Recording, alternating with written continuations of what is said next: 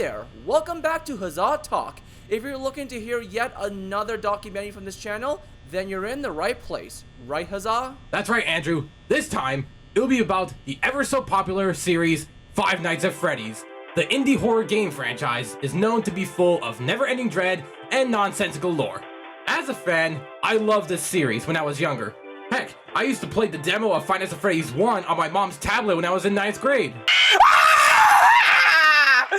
Yep, good times as a kid. Five Nights at Freddy's just reached its 9-year anniversary this year. But there is something for the franchise that has been in development for almost 9 years. Today, we're talking about a movie. Yes, a Five Nights at Freddy's movie which is being made by Blumhouse and distributed by Universal Pictures. This film was in development hell for 8 years and now is coming out in about 2 months by the time this video was out.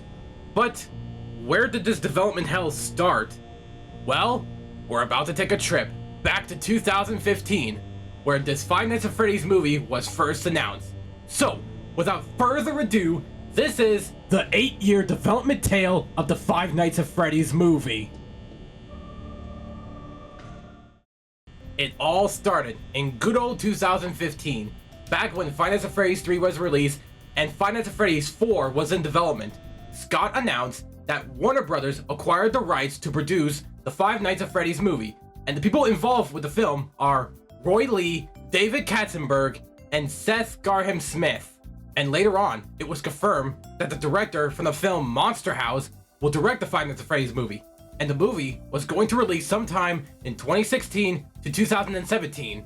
Along with this, in one of Scott's mega threads, it was mentioned that the movie was going to be turned into a trilogy involving the first 3 games, though only if the first movie was a success. That meant that games after FNAF 3 wouldn't be adapted since they didn't exist at the time, and there was no telling we would get even more games back then. It's also interesting to note that games followed after FNAF 3 were only made because of criticism that was given to each installment up until Ultimate Custom Night, which is pretty insane if you think about it. If Springtrap's jumpscare was good, then Scott would have not taken the idea of criticism equals more games. That idea alone scares me, honestly. Eventually, in January 2017, Scott Cawthon was back at square one, due to Warner Brothers doing so many changes to Scott's potential FNAF movie. Because of that, Scott took away the rights of FNAF from Warner Brothers and gave it to another company that could do the FNAF movie better, which meant the movie had been delayed. But in the meantime, we got FNAF movie knockoffs like the Banana Splits movie, and featuring Stevie and Willy's Wonderland. 6 little chickens at the end of the line. 6 little chickens will be just fine. Which I haven't watched, by the way, but apparently the script for the Banana Splits movie was originally intended to be for the FNAF movie. And after looking at this, I'm glad Scott turned Warner down on that. So, we were in radio silence for a good while, till around 2018. Scott's only Twitter tweet revealing the company making the movie. It is none other than Blumhouse Productions, a well-known company for making horror movies like The Invisible Man, Megan, Black Phone, and Insidious. And even Chris Columbus was confirmed to direct the movie. So everything was looking good for the FNAF movie. The only big problem Scott was going through was script writing. You see, Scott really wanted the FNAF movie to be a good movie, and not suffer the same fate as most other video game adaptations, which is poor writing, as well as not being faithful or respectful to the source material. All of these events would lead us to 2018, where Daco interviewed Scott Cawthon after beating 50-20 mode in Ultimate Custom Night. During the interview, Scott said the movie was going very well, and he even explained some of his failed screenplays. Yeah, like, quite a lot, especially in 2021. One of the dumb ones, but yet funny ones, was Plushies Take Manhattan. Basic setup, Plushies take Manhattan. Problems, Plushies took Manhattan. Verdict, burn with fire. What? That should have been resolved as soon as the plushies took over. I mean, if it took over an hour to find the plushie's weakness, then that would have been filler up until the final battle. I don't know what he was thinking, but anyways, he was also going to do an adaptation with the books, like Five Nights at Freddy's: The Silver Eyes, which I think is a good idea and a good concept, but Scott realized it would be difficult to find someone who can understand the story. Not even Kira can save it. But as the script went through development hell, things didn't get better, because in 2021, Chris Columbus decided to step out of directing the Five Nights at Freddy's movie. So that was a bummer.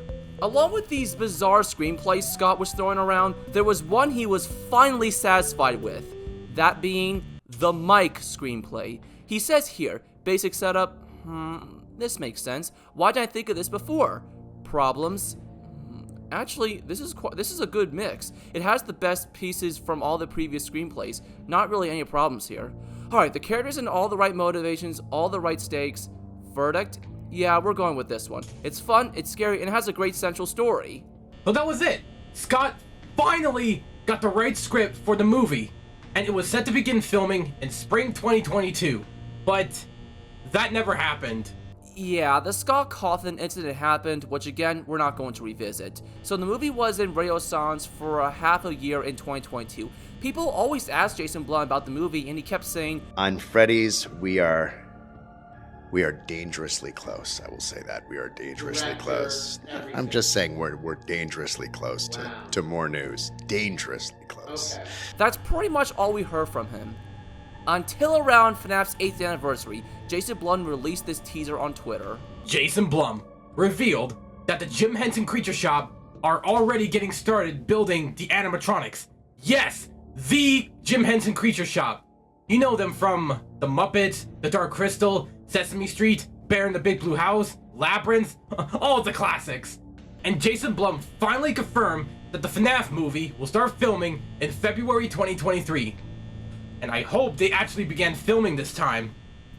Don't worry, they actually did. But before we get to that, we should talk about the confirmed cast for the movie. We got Josh Hutcherson as Mike Schmidt, Piper Rubio as Mike's little sister, Abby, Elizabeth Lael as Vanessa. No, not Vanessa from Security Breach, this is a different Vanessa. And the cast that blew up the internet is Matthew Lillard as William Afton. Yes, the guy who did Shaggy and Scooby-Doo is playing William Afton. Oh boy, there were quite some memes after this. But after hearing how he did in the movie Scream, I could see why they casted him as William. And I think we have confirmed actors playing the main animatronic so far. We got Kevin Foster as Freddy Fazbear, Jade Kinder Martin as Bonnie, and Jess Weiss as Chica. Now, I don't know if they're voicing the animatronics or performing in the animatronic suits. Or both. Let us know in the comments if you guys do know. Though, it is kind of a shame that Chris Pratt isn't playing Freddy. That would have been bad. I didn't mind him as Mario, but him voicing Freddy? I don't know how fans would feel about that. I kind of wanted Noel McNeil to voice Freddy, though. I also want to mention that Emma Tammy is going to be the new director for the Five Nights at Freddy's movie. So, I think the movie is okay with the new director. Filming for the movie finally began, and we got some leaked photos along with the actual building of Freddy Fazbear's Pizza. Like, wow, Freddy Fazbear's Pizza is real now. I think it's more of a facade. Like, only the outside of the building is shown, but not the inside. And we also got a set of a mall with an ice cream parlor. What? You still suck! Oh, hell no! Anyways, we also got some footage on the set with Mike beating up someone, which I assume is how Mike lost his job and ends up getting hired at Freddy's. So, things were going great for the FNAF movie. Eventually, they wrapped up production on April 3rd, and on April 5th, Jason Blum released the first teaser of the FNAF movie, with Freddy, or Golden Freddy, and Abby standing in front of the pizzeria. And the confirmed release date was October 27th, 2023 this year. Words cannot describe how excited the community was. After 8 years of development hell and countless delays, we finally got a real FNAF movie release date. But trouble would start to stir around May of 2023. Yes! A random person thought it was a good idea to leak an unfinished version of the Five Nights at Freddy's movie trailer, and was later taken down by Blumhouse and Universal.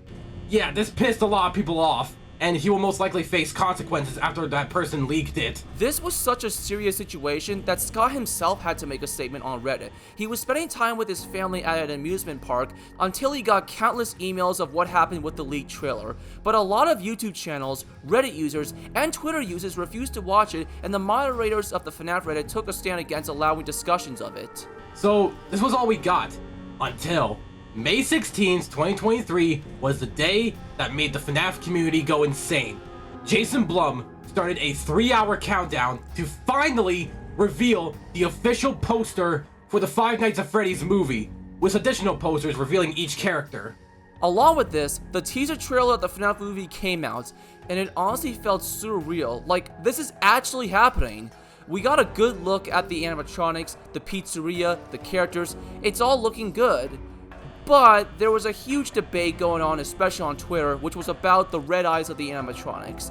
In the original games, the animatronics had black eyes with white pupils when they were possessed by the dead kids, but in this movie, their eyes are full-on red with occasional orange. Personally, I don't like them either, but I'm not gonna act like the movie is ruined because of it. It kind of reminds me when people thought the Sonic movie was gonna suck because of this redesign disaster. Get that abomination out of my video!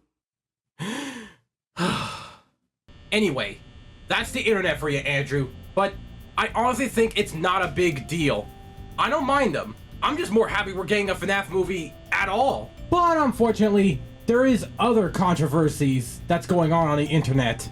First, people were complaining that the movie was going to be PG-13 and wanted an R rating. Now, while FNAF did have a messed up story of kids getting murdered by a serial killer and their souls inhabiting animatronic animals, the game was never visually graphic where it would warrant an R rating. The games were rated teen for a reason. FNAF's horror thrives on atmosphere and mystery, and the first game took place in the aftermath of the child murder incident. The goriest FNAF has ever gotten was the game over screen FNAF 1, where you were stuffed in a suit and the player's eyeballs were poking out of the mask, and as well as Springtrap, but even then, he's not overly disgusting. If anything, he's more creepy than gory. The minigames also show depictions of blood in some rare violent scenarios, but they're in 8-bit minigame form, so the charm of it all is still intact. At the end of the day, a rating shouldn't determine a film's quality, and there are plenty of good PG-13 horror movies out there, and even with the FNAF movie having a PG rating, it will still have stuff, and I quote, strong violent content, bloody images, and language. So this isn't gonna be a family-friendly mess like what Security Breach was. Another controversy is how the movie is being released in theaters and on digital on Peacock on the same day. Now, I can't really blame them because I heard when movies went straight to streaming a few days after their theatrical run ended up a box office flop. At least from what I heard from Ruby Gillman Kraken movie.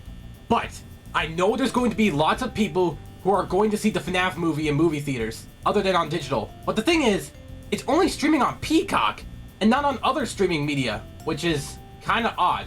And eventually, we would get the official trailer around June 2023 with more footage of the animatronics, which is basically the version that got leaked, but with some major changes. We also spot YouTube cameos like Dako on the Employee of the Month sign and Corey Kenshin as a taxi driver, and what surprised us was Springtrap playing a role in the movie, or I'm sorry, Spring Bonnie.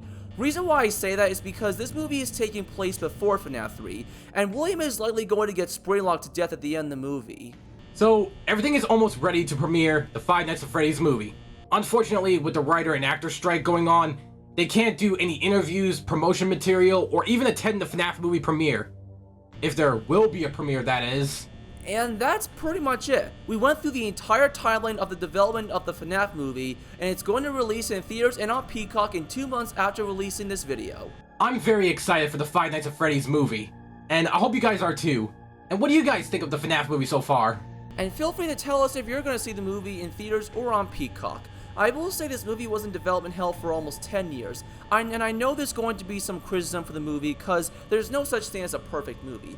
But if anything, Scott should be proud for making this movie becoming a reality. He spent years on a good script and tried to make it great for everyone, and he should give himself a pat on the back. Yeah, I say Scott should be proud of himself and his hard work, and I hope you guys are proud of Scott as well. So, thank you very much, Andrew, for joining me today, and thank you all so much for watching this video. As always, if you like this video, like, comment, and subscribe. Click on that notification bell so you won't have to miss any new videos in the near future. And I'll see you all in the next video. How's that to the means, y'all? Woo!